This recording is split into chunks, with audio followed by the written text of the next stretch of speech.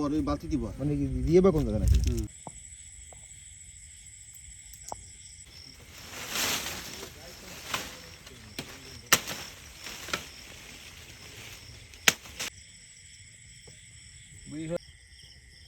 আমাকে তন্ময় বন্ধু নতুন ঘের করছে।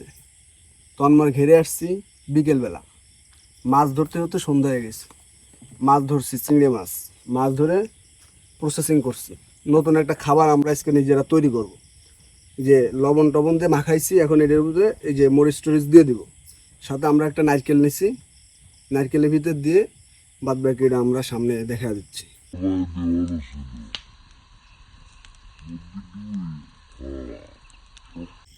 সামাদ ভাই কিন্তু বিশাল পিকে চলে আসছে। সামাদ ভাই ফ্রন্ট লাইনে আছে।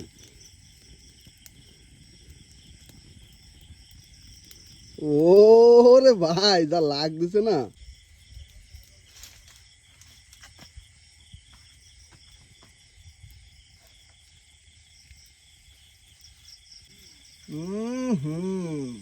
ঘেরান করেছে? মাথা নষ্ট জিনিস। ও তেরি ভাই, ই কর, দুধ দেই নে, দুধ দেই নে। ওকে ডান। এটা একটু সরাই, জিনিস হবে মনে করছেন একের ক। একের ক পুরো। ওই যে দুটো গাবের পাতা দে তন্ময়, আমি নিতেছি। ওয়েট,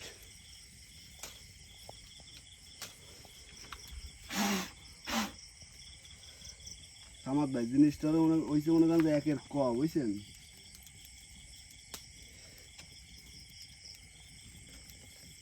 পানি দিক দিয়ে পড়ে গেল। ডাল নারকেলের ই হয়েছে, নারকেলের তেল হয়ে গেছে আমাদের মনে হয়। তেল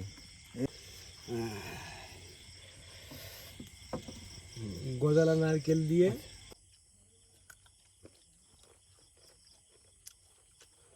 এই খাবারটা আসলে মানে মূলত যে প্রসেস, এটা হচ্ছে যে ডাব নারকেল, যেটা বা আমরা দুমড়ো নারকেল অনেক সময় বলি, বা অনেকে ডাব নারকেলও করার মেইন প্রসেস।